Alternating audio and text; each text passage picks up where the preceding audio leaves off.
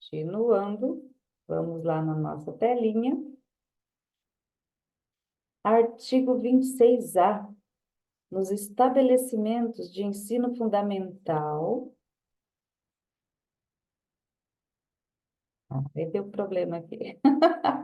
Nos estabelecimentos de ensino fundamental e ensino médio, públicos e privados, então, fundamental, de ensino fundamental e ensino médio, públicos e privados, é o quê? Vamos dar até de corzinha, obrigatório o estudo da história e da cultura afro-brasileira e indígena. Dependendo do concurso, eles vêm pedindo especificamente esse artigo 26A, mas ele faz parte da LDB, né? Não tem sentido pedir ele avulso. E aqui, então, hoje nós sabemos que é obrigatório eu estudar história e cultura afro-brasileira e indígena no ensino fundamental e no ensino médio. Aí eles falam aqui no parágrafo 1º, esse conteúdo programático a que se refere este artigo vai incluir o quê? Diversos aspectos da história e da cultura que caracterizam a formação da população brasileira a partir desses dois grupos étnicos, tais como... Então, o que eu tenho que aprender? O estudo da história da África e dos africanos, a luta dos negros e dos povos indígenas no Brasil, a cultura negra e indígena brasileira e o negro e o índio na formação da sociedade nacional. Ela falou assim, mas por que eu tenho que estudar isso? Aí aqui já está explicando, falando para quê? Resgatando as suas contribuições nas áreas social, econômica e política pertinentes à história do Brasil, para não deixar esquecer qual foi a contribuição do índio e do negro para a gente chegar onde nós estamos, né? Não pode deixar em esquecimento.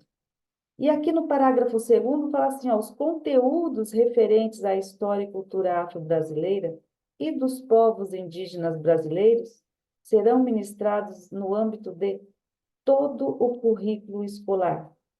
Em especial, aqui que a gente tem que dar atençãozinha, em especial, educação artística, na literatura e na história.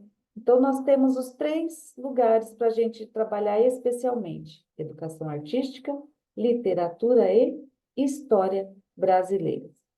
Artigo 28, vai que eles falam de educação básica para a população rural, fala que o sistema de ensino promoverá as adaptações necessárias às adequações, né, às peculiaridades da vida rural e de cada região.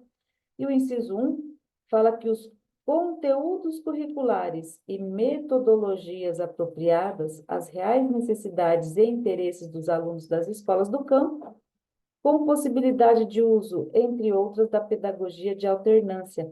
Esse inciso foi foi re-redigido, digamos assim, agora no final de 2023, então ele trouxe mudanças. Então, conteúdos curriculares e metodologias apropriadas às reais necessidades e interesses dos alunos das escolas do campo, com possibilidade de uso, entre outras, da pedagogia da alternância, né? Então, essa parte de adaptação do ensino do pessoal rural, hoje pode ser utilizada a pedagogia da alternância. Indo para a seção da educação infantil, artigo 29, a educação infantil, que é a primeira etapa da educação básica, tem como finalidade, de novo, né? Desenvolvimento integral da criança, e aí eu tenho que saber que criança é essa, de até 5 anos de idade, e a outra perguntinha que pode cair na prova, quais aspectos serão desenvolvidos? O físico, o psicológico, o intelectual e o social.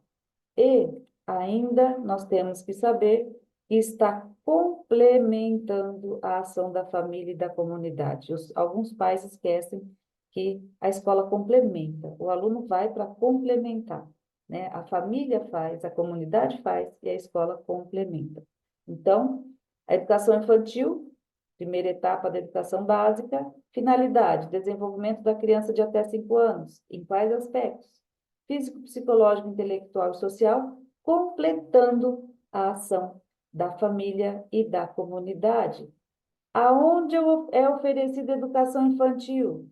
Em creches ou entidades equivalentes para crianças de até 3 anos de idade, ou então em pré-escolas para crianças de 4 a 5 anos, porque 6 aninhos já vai para o primeiro aninho, né? Então, educação infantil em creches e pré-escola, sendo que na creche é crianças até 3 anos e pré-escola de 4 a 5 anos. Que jeito que é organizada a educação infantil? Quais são as regras comuns? A avaliação mediante acompanhamento e registro do desenvolvimento da criança. O que eu tenho que saber? Sem o objetivo de promoção, não tem provinha para ver se ele vai repetir de ano. É só avaliação. Carga horária mínima anual, a mesma coisa, 800 horas, com 200 dias de trabalho educacional. Isso aqui já vi cair em vários concursos, o atendimento da criança de no mínimo 4 horas diárias para turno parcial e 7 horas para a jornada integral. Eles copiam esse inciso e deixam em branco onde está a quantidade de horas para você completar a lacuna, né? Então, atendimento à criança de no mínimo 4 horas diárias, se for parcial, e 7 horas para a jornada integral. Frequência. O mínimo é de 60% do total de horas. A instituição é quem fiscaliza isso e o mínimo exigido é de 60% total de horas. E os documentos, quem expede é a própria instituição. Ensino fundamental, ele é obrigatório, duração de 9 anos e começa aos 6 aninhos de idade, aquelas coisinhas tão pequenininhas indo para a escola.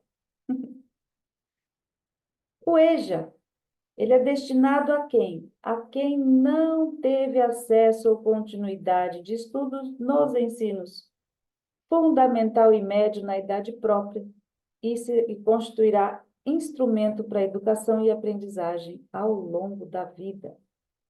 Educação especial, o que é isso?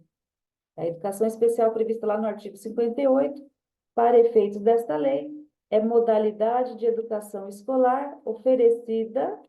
E aí vai começando o que a gente tem que perceber. Palavrinhas que podem dar problema.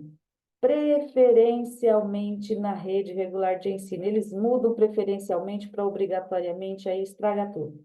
Então, é a modalidade de educação escolar oferecida preferencialmente na rede regular de ensino para quem? Aos jovens. Aqui está escrito isso? Não. Então, está falando para educandos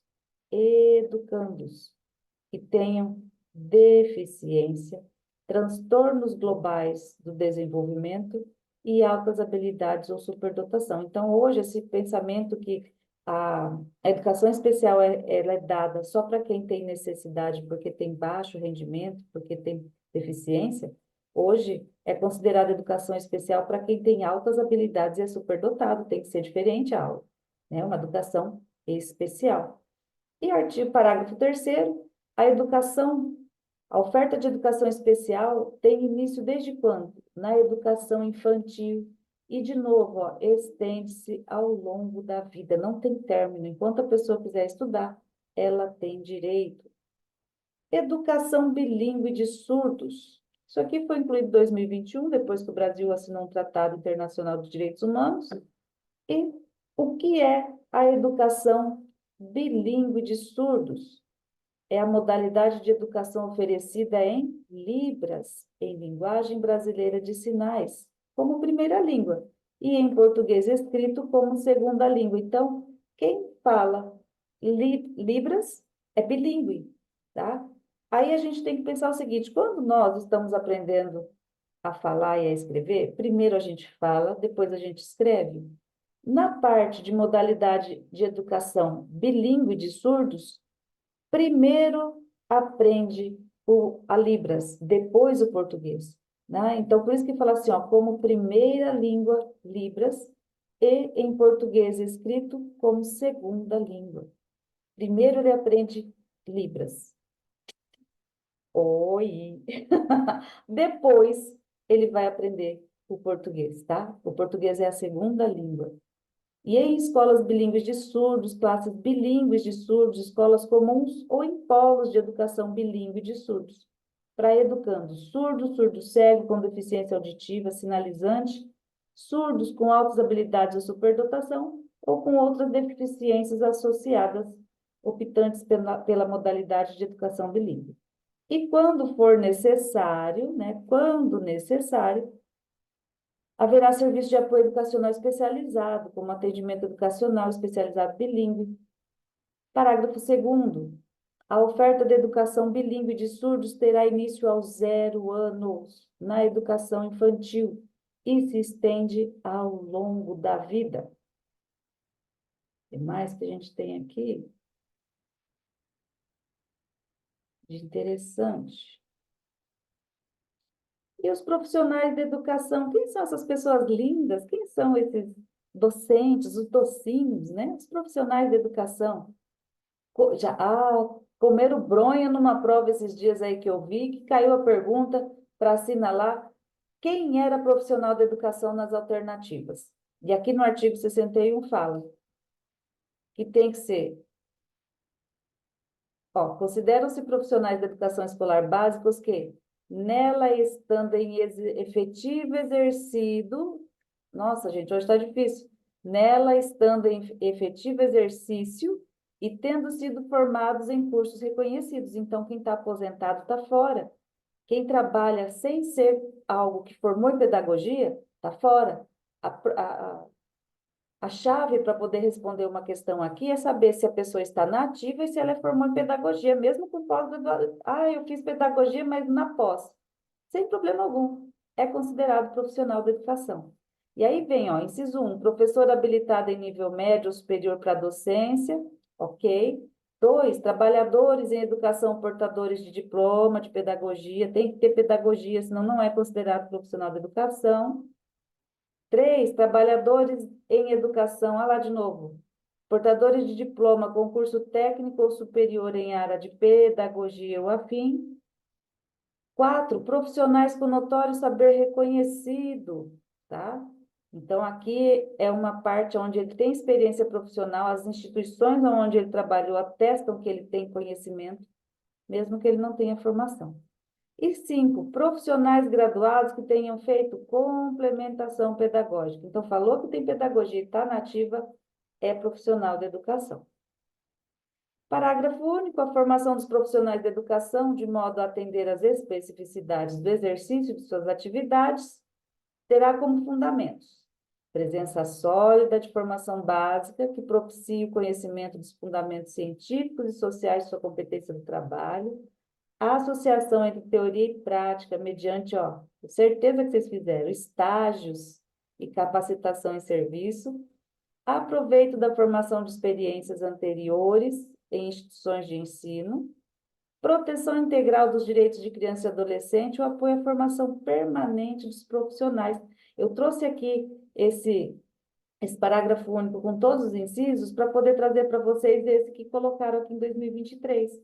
O inciso 5 fala que a proteção integral dos direitos de criança e adolescentes e o apoio à formação permanente dos profissionais de que trata o CAPT para identificação de maus tratos, de negligência e de violência sexual praticados contra criança e adolescente. E o CAPT, então, fala sobre profissionais da educação. Tem que ter formação complementar e sempre para poder identificar maus tratos, negligência, violência sexual. Vocês estarão na prática de ver essas crianças todo dia para poder identificar o que está acontecendo. E artigo 65, a formação de docente, exceto para a educação superior, então, para eu dar aula na faculdade, eu não preciso desse requisito, exceto para a educação superior, incluirá a prática de ensino de no mínimo 300 horas. Então, para eu dar aula em qualquer outro lugar, eu preciso comprovar que eu tenho um estágio de 300 horas. Por que que na educação superior não exige? Porque para entrar lá você já tem que ter pós-graduação no mínimo. Então, você já vai ter um período aí aonde você já vai estar bem estabelecidinho. E aqui a gente termina mais esse ponto.